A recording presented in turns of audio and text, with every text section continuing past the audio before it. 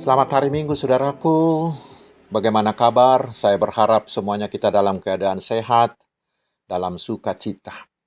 Sebelum kita menerima firman Tuhan, mari kita berdoa. Damai sejahtera Allah yang melampaui segala akal, kiranya mengawal hati saudara-saudara sekalian di dalam Kristus Yesus Tuhan kita. Amin. Saudaraku, firman Tuhan yang akan menyapa kita di Minggu Estomihi hari ini adalah dari kitab Nabi Yesaya, pasal 55 ayat 10 hingga ayat 13. Saya bacakan untuk kita. Sebab seperti hujan dan salju turun dari langit dan tidak kembali ke situ, melainkan mengairi bumi, membuatnya subur dan menumbuhkan tumbuh-tumbuhan, memberikan benih kepada penabur dan roti kepada orang yang mau makan, demikianlah firmanku yang keluar dari mulutku. Ia tidak akan kembali kepadaku dengan sia-sia, tetapi ia akan melaksanakan apa yang kukehendaki dan akan berhasil dalam apa yang kusuruhkan kepadanya. Sungguh, kamu akan berangkat dengan sukacita dan akan dihantarkan dengan damai. Gunung-gunung serta bukit-bukit akan bergembira dan bersorak-sorai di depanmu, dan segala pohon-pohonan di padang akan bertepuk tangan. Sebagai ganti semak duri akan tumbuh pohon sanobar, dan sebagai ganti kecubung akan tumbuh pohon murad. Dan itu akan terjadi sebagai kemasyhuran bagi Tuhan, sebagai tanda abadi yang tidak akan lenyap. Demikian firman Tuhan. Saudara-saudaraku yang dikasihi Tuhan Yesus Kristus, mungkin kita pernah merasa ragu-ragu, apakah benar bahwa yang dikatakan oleh firman Tuhan itu pasti akan terjadi? Mengapa? Karena misalnya firman Tuhan di Mazmur 50 ayat 15 berkata, "Berserulah kepadaku pada waktu kesesakan, aku akan meluputkan engkau." Tetapi mengapa hamba-hamba Tuhan banyak yang dibunuh atau disiksa oleh pihak lain? Atau ada firman Tuhan yang mengatakan bahwa kita bisa sembuh hanya dengan iman dan mengandalkan kuasa Tuhan Yesus. Tetapi mengapa banyak orang saleh yang meninggal akibat tertular oleh virus COVID-19? Padahal semua keluarga dan sahabat-sahabatnya terus mendoakan mereka. Saudaraku, keraguan-raguan seperti itu sering terjadi, bukan? Dan karena keraguan tersebut, tidak sedikit orang yang kecewa dan tidak percaya lagi kepada Tuhan. Dan itu sering terjadi ketika kita menghadapi penderitaan, bukan? Saudaraku, hal serupa juga yang dialami bangsa Israel di zaman Yesaya ini. Sudah hampir 70 tahun mereka berada di pembuangan. Dan mungkin generasi pertama yang diangkut ke pembuangan sudah semuanya meninggal di pembuangan itu. Hanya keturunan mereka yang hidup. Tetapi para nabi terus menyuarakan janji-janji Tuhan bahwa Tuhan pasti akan membawa mereka kembali ke Yerusalem, karena pembuangan itu bukanlah kata terakhir dari Tuhan. Tetapi pembuangan adalah rancangan damai sejahtera dari Tuhan agar mereka bertobat dan kembali taat kepada Tuhan. Tetapi mereka sudah sangat meragukan, bahkan tidak percaya lagi dengan janji-janji itu. Mereka sudah enggan, mereka tidak suka lagi kembali ke Yerusalem. Karena kehidupan mereka di pembuangan sudah semakin membaik dan sudah semakin tenang. Dan terutama mereka sudah terlampau lama di pembuangan itu sehingga mereka sudah terbiasa. Saudaraku, ketika itulah di hati mereka timbul keraguan-raguan. Bila firman Tuhan itu benar, mengapa tidak dari dahulu Tuhan melakukannya? Lalu mereka menganggap sepi nubuatan itu. Mereka mulai ragu terhadap firman Tuhan. Dan mereka mengatakan, biarlah kami tetap di sini. Karena itulah Tuhan melalui Yesaya meyakinkan mereka bahwa janji-janji itu pasti terjadi, pasti diwujudkan Allah. Firman Tuhan pasti terlaksana, tidak pernah gagal. Tetapi firman Tuhan selalu berhasil. Dan di ayat 11 hingga ayat 13, Tuhan memberi kepastian bahwa Israel pasti dibawa kembali dalam sukacita ke Yerusalem. Mengapa? Karena di ayat 8 sampai ayat 9 Tuhan berkata, "Sebab rancanganku bukanlah rancanganmu, dan jalanmu bukanlah jalanku." Demikianlah firman Tuhan. Dan benar saudaraku, Beberapa tahun kemudian, Israel kembali dari pembuangan ke Yerusalem dengan cara yang ajaib. Mengapa? Karena Tuhan mampu menggerakkan hati Raja Kores, penjajah mereka itu, untuk memperbolehkan Israel kembali ke tanah airnya. Itulah bukti bahwa firman Tuhan tidak pernah gagal. Dan itulah bukti bahwa rancangan Tuhan sangat-sangat sempurna, tidak bisa terjangkau pikiran manusia. Saudaraku yang dikasihi Tuhan Yesus Kristus, firman inilah yang menguatkan hati kita hari ini. Kita diberi jaminan bahwa semua firman yang telah Tuhan firmankan pasti, sekali lagi, pasti akan terlaksana. Tuhan tidak pernah berbohong. Tidak ada satupun janji Tuhan yang tidak ditepati dan tidak dilakukannya. Tidak ada kebohongan bagi Tuhan. Karena Tuhan kita adalah Allah yang setia akan janjinya. Tuhan yang layak dipercaya. Dan Tuhan bisa menggunakan apa saja untuk merealisasikan firman-Nya. Terutama tentang janji kedatangan Juru Selamat dunia. Tuhan telah mewujudkannya dalam kedatangan Tuhan Yesus yang mau mengorbankan dirinya, yang mati dan dikuburkan menjadi tebusan bagi manusia, tetapi yang bangkit pada hari yang ketiga, mengalahkan maut dan menyediakan hidup kekal bagi siapa saja yang mau percaya kepadanya. Janji Tuhan itu sudah tuntas dilaksanakan dengan sempurna. Saudaraku, itulah menjadi pegangan bagi kita hari ini. Bila hari ini hidupmu penuh penderitaan seperti penderitaan Israel di zaman Yesaya ini, terutama akibat pandemi COVID-19 ini, ingat dan pegang teguh semua janji Tuhan dalam firman-Nya, saudaraku. Dan imanilah bahwa semuanya itu pasti akan diwujudkannya bagi setiap orang yang percaya dan yang mengasihi Dia. Karena itulah, saudaraku, kita harus semakin rajin membaca Alkitab kita. Karena di Alkitab kita itulah kita jumpai semua firman Tuhan yang berisikan janji-janjinya. Dan itulah yang bisa meneguhkan iman percaya kita. Karena itu, saudaraku, carilah itu. Camkan semuanya itu dan imanilah itu. Lalu nantikanlah dalam ketekunan. Tuhan pasti mewujudkannya dengan caranya yang ajaib. Itulah yang menguatkan kita hari ini. Karena itulah, saudaraku, sekali lagi kita diajak agar semakin rajin membaca Alkitab kita, agar kita mau memberi waktu dan pikiran untuk mendengarkan, untuk merenungkan, dan menghayatinya dalam hidup kita. Karena seperti dikatakan nats ini, kuasa firman Allah itu sungguh luar biasa. Tentu kita masih ingat, bukan? Bahwa semuanya yang ada ini dicipta oleh Tuhan hanya dengan firman Tuhan, bukan? Dan firman itu sangat-sangat bermanfaat.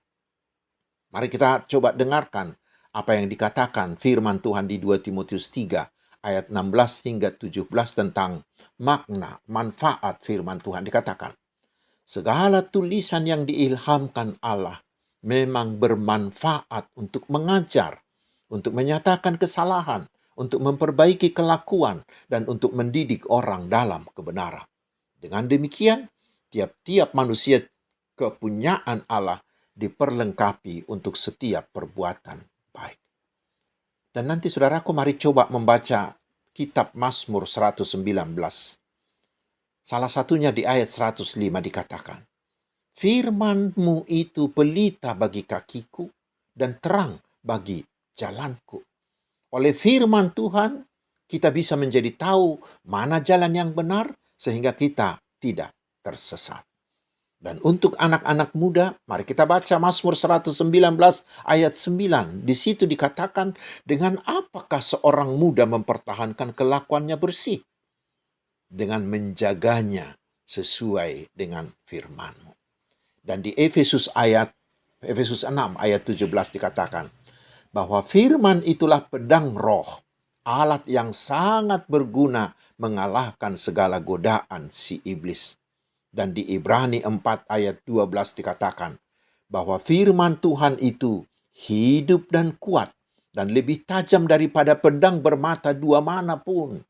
Ia menusuk amat dalam sampai memisahkan jiwa dan roh, sendi-sendi dan sumsum. Ia sanggup membedakan pertimbangan dan pikiran hati kita. Karena itulah saudaraku, banyak orang yang bertobat setelah menerima firman Tuhan. Banyak orang yang bersedih menjadi terhibur, yang lemah menjadi kuat, yang sakit menjadi sembuh, yang ragu-ragu menjadi teguh setelah mereka menerima firman Tuhan. Karena itu saudaraku, jangan abaikan manfaat yang begitu besar itu. Karena itu rajinlah membaca Alkitab. Bahkan banyak ahli, termasuk Rick Warren, yang menyarankan agar kita rajin menghafalkan ayat-ayat Alkitab. Untuk apa? Mereka mengatakan bahwa menghafal ayat Alkitab itu sama seperti seorang tentara yang mengisi senjatanya dengan peluru. Sehingga setiap musuh datang, dia langsung menembakkan pelurunya. Demikian dengan firman Tuhan yang dihafalkan. Ketika kita digoda oleh iblis untuk berbuat jahat, untuk menyontek di sekolah, untuk korupsi, untuk menipu, firman Tuhan yang telah dihafal itu langsung keluar, ditembakkan, lalu dia mengatakan, jangan. Atau ketika kita sangat menderita, begitu tertekan, hampir putus asa, firman Tuhan yang sudah kita hafal itu langsung keluar dan berkata, datanglah kepadaku, hai kamu yang letih lesu dan berbeban berat, aku akan memberimu kelegaan. Dan kita akan langsung terhibur dan kuat kembali. Dan lain-lain, dan lain-lain. Dan itulah yang dilakukan oleh Tuhan Yesus. Ketika iblis mencobainya di gurun, apa yang digunakan Tuhan Yesus untuk mengalahkan cobaan itu? Yaitu dengan firman Tuhan, dengan mengatakan, hai iblis, beginilah firman Tuhan. Itu kita baca di Matius 4 ayat 4 dan 7 dan 10. Dan si iblis pun kalah, bukan? Saudaraku yang diberkati Tuhan, memang masih banyak orang yang merasa bahwa firman Tuhan itu tidak ada gunanya. Tetapi ada sebuah kejadian di salah satu daerah. Ceritanya begini. Ada seseorang yang menulis di sebuah surat kabar di kota itu mengatakan begini. Saya sudah ke gereja selama 30 tahun. Mendengarkan khotbah 3.000 khotbah. Tetapi saya tidak mengingat satu dari khotbah itu. Satu pun dari khotbah itu. Karena itu menurut saya telah menghabiskan waktu dengan sia-sia pergi ke gereja. Dan para pengkhotbah juga telah menghabiskan waktunya untuk khotbah-khotbah yang tidak berguna itu. Kemudian oleh tulisan itu banyak orang menjadi berdebat. Tulisan itu menimbulkan perdebatan yang sangat panjang. Tetapi perdebatan panjang itu berakhir setelah pada suatu hari ada yang memberi komentar begini. Dia mengatakan, saya sudah menikah dengan istri saya selama 30 tahun. Dan saya telah menikmati masakan istri saya lebih dari 30.000 masakan. Selama itu saya tidak mengingat satu pun dari masakan itu. Tetapi yang pasti adalah masakan-masakan istri saya itu telah memberi saya kekuatan yang saya perlukan untuk bekerja. Hingga sampai hari ini saya tetap sehat dan kuat. Seandainya istri saya tidak memberinya, atau saya bosan memakan masakannya, mungkin saya sudah mati atau paling sedikit sakit-sakitan. Demikian halnya dengan khotbah yang saya dengar. Sejak itu saudaraku tidak ada lagi komentar tentang perlukah kita mendengar khotbah atau tidak. Sekarang pertanyaan pentingnya adalah, apakah yang harus kita lakukan agar firman Tuhan benar-benar bermanfaat dan terjadi dalam hidup kita? Mari kita baca Yakobus pasal 1 ayat 22 hingga 25 dan juga Matius 7 ayat 24 hingga ayat 27 yang mengatakan, jadilah pelaku firman Tuhan. Orang yang hanya mendengar atau membaca tetapi tidak melakukan firman Tuhan disebut mereka adalah orang bodoh. Tetapi orang yang bijaksana adalah yang membaca kemudian mendengar, yang membaca atau mendengar firman Tuhan kemudian melakukannya. Orang seperti ini diibaratkan dengan orang yang membangun rumahnya di atas batu karang.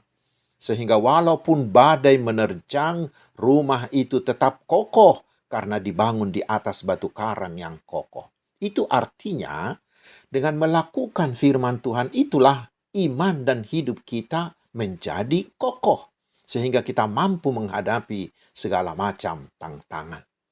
Firman Tuhan yang dilakukan itulah yang menjadi fondasi yang kuat bagi kita, yang memberi kita kuasa, memberi kita kekuatan, memberi kita ketabahan.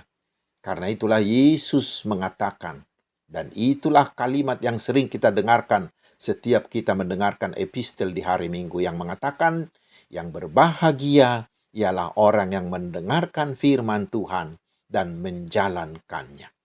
Firman Tuhan akan menjadi, firman Tuhan akan mewujud hanya bila kita mau melakukannya.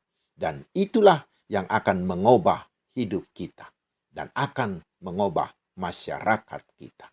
Karena itu saudaraku, setiap kita membaca atau mendengarkan firman Tuhan, maka langsunglah tanyakan kepada dirimu, apa yang harus kulakukan dari firman ini? Dan lakukanlah itu, walaupun sedikit demi sedikit. Maka pasti firman itu akan terjadi. Firman itu akan mewujud. Firman itu akan berhasil. Firman itu akan memberi manfaat yang sangat besar dalam hidup kita. Selamat melakukan firman Tuhan, saudaraku. Amin. Mari kita berdoa. Ya Tuhan Allah Bapa di sorga, terima kasih atas firman-Mu yang meyakinkan kami bahwa Engkau pasti menepati semua janji-janji-Mu dalam firman-Mu. Kami diyakinkan hari ini bahwa firman-Mu sungguh benar dan sangat berkuasa bila kami mau melakukannya.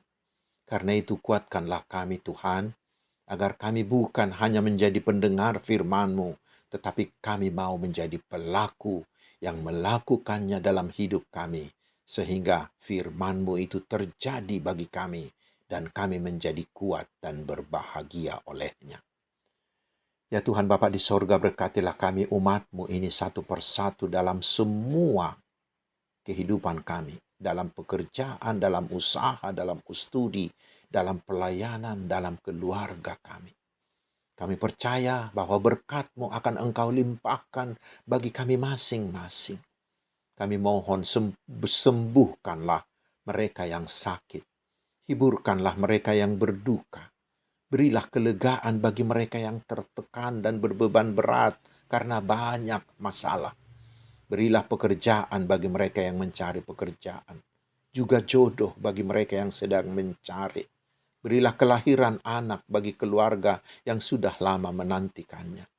Berkati jugalah yang berulang tahun kelahiran dan berulang tahun pernikahan. Berkatilah anak-anak kami yang sedang menjalani studinya. Berkatilah juga semua para lansia, terutama mereka yang kesepian, agar iman percayanya tetap teguh di dalam Tuhan Yesus. Tuhan, kami tidak bosan-bosannya meminta belas kasih-Mu. Segeralah buang virus COVID ini dari antara kami, dan kembalikanlah kami ke hidup kami yang normal. Karena itu, berkatilah pemerintah kami dengan semua usaha pemulihan kesehatan, ekonomi, dan sosial yang mereka lakukan, juga usaha untuk mensejahterakan bangsa ini. Ya Tuhan Bapa di sorga, berilah keberhasilan bagi semua usaha penginjilan di semua tempat, baik oleh kelompok maupun penginjilan secara pribadi, sehingga semakin hari semakin bertambah orang yang Engkau selamatkan. Terima kasih Bapa yang Maha Kasih. Di dalam nama Tuhan Yesus kami berdoa, tetapi kehendak-Mu lah yang jadi atas kami. Terimalah berkat dari Tuhan kita. Tuhan memberkati engkau dan melindungi engkau. Tuhan menyinari engkau dengan wajah-Nya dan memberi engkau kasih karunia. Tuhan menghadapkan wajah-Nya kepadamu dan memberi engkau damai sejahtera.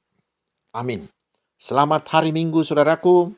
Tetaplah ikuti protokol kesehatan dan tetaplah semangat dan bersukacita.